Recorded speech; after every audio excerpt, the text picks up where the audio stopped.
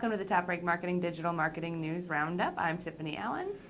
And through the best of times and the worst of times, through it all, I've been Joshua Knight. It's true. Seen it. Still am. Pretty much the only dude I know how to be.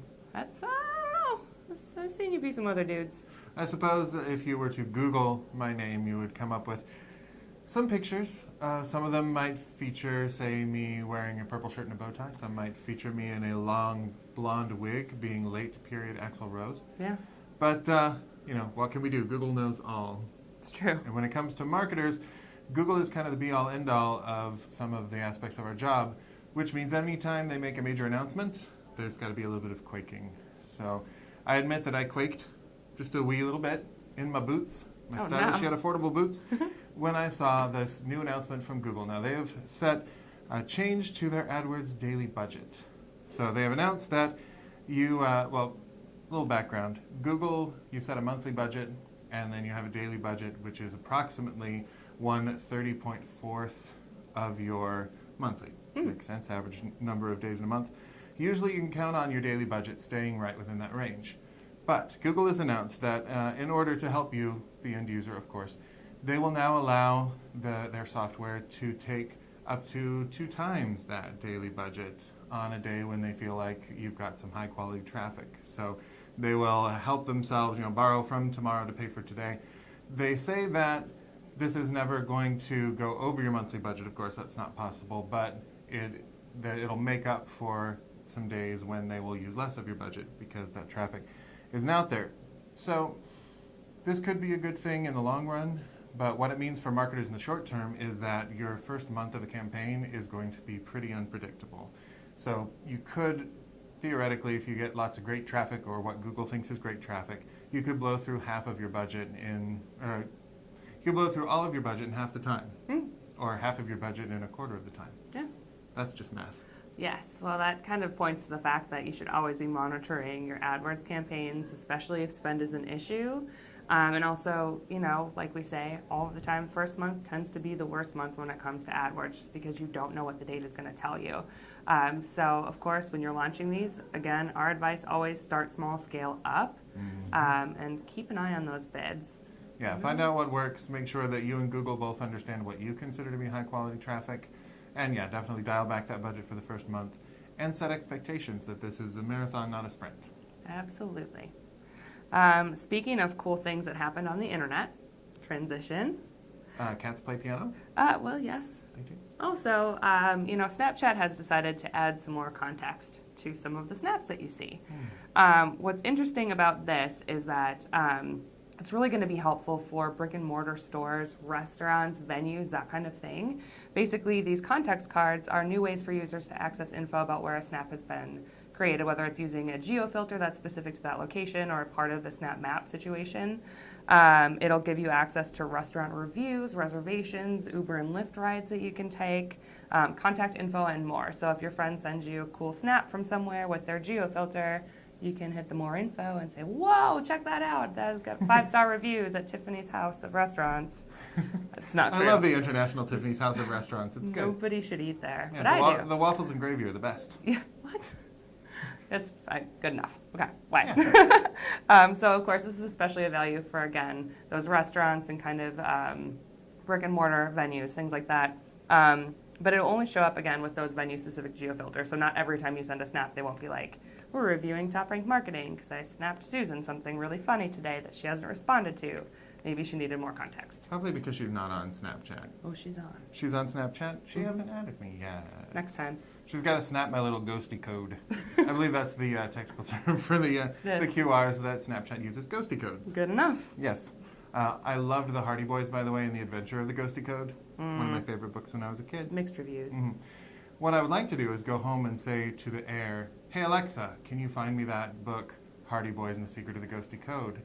And it turns out our assistants are getting smarter and they're going to be able to do even more stuff like that. Great. The article that I read said that brands getting onto these devices like the Amazon Echoes, your Google Homes your Apple's coming out with a new thing here too. Brands are starting to capitalize on this, and it is just kind of the tip of the iceberg of the avalanche for it. For example, right now, 1 out of 4 searches is done by voice, which is remarkable considering 10 years ago that would have been 0. Yes. They're saying by 2020, 50% of search will be done by voice. And by then, they're talking about possibly $7 billion worth of transactions from Amazon Echoes alone. Wow. So that's not taking into account either of the big players, the other big players. So brands are already getting in this. Right now you can order an Uber, a Lyft, a Domino's Pizza from Alexa and from Google. You can ask Alexa to have Patron help you make a margarita. Oh. You can ask Alexa to give you a recipe from Nestle and they will serve one up. That includes lots of tasty Nestle products for you to purchase and enjoy.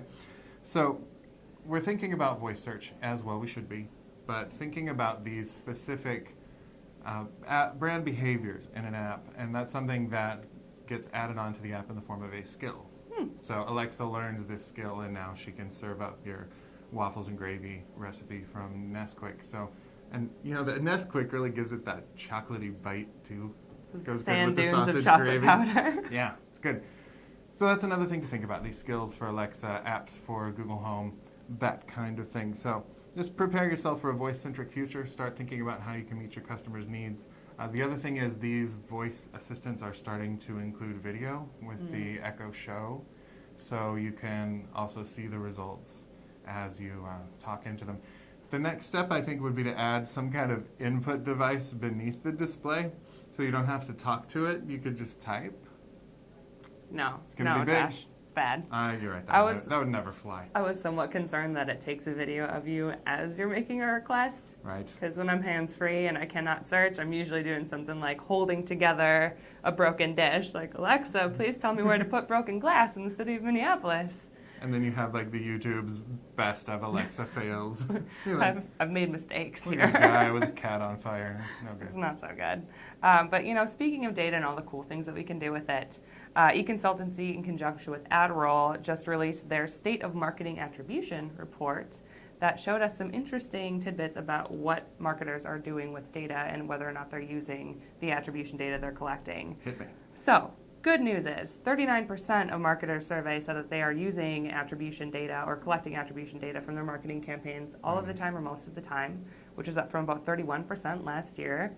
But what I found was most interesting is that these folks aren't getting the insights and using them from this data. So 70% said they weren't taking action on the insights that they're pulling from their marketing campaigns, which is up from 51% last year. So not only are more marketers collecting data, fewer marketers are using that data to make informed marketing decisions.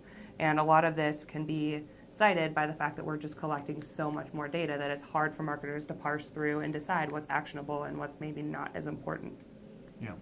It's that whole thing. Like a dozen elephants for a dime is only a good deal if you need a dozen elephants and have a dime. So make sure that you're collecting the data that you need. You can have mountains of data. If it's not serving your purpose, it's a dozen elephants. One could say that it's important to connect the dots from data to make a better customer experience. I would say that. You could say that. You just said that. I could just say that. And who else is going to say something like that? Whom? Lee Odin. Oh, I know that guy. Yes, in an IBM webinar on October 26th at 1 p.m. Eastern, we'll be answering questions with Michael Trapani about opportunities around creating better experiences using the data you collect and becoming really the best answer with cognitive technologies. Nifty. I say tune in. I'm tuning in. You tuning in? Oh, yeah. Yeah, make it so. Perfect. Well, that's all the news that we have for you this week. We'll be back next week with more marketing news. But in the meantime, you can follow at TopRank on Twitter or subscribe to the TopRank blog for more information or read the Post. It's down there, probably? This could be both ways. Could be, read both directions if you would. And you can follow me on Twitter at Nitewrites. That's NITEWRITES. And we'll see you next week. Thanks for tuning in.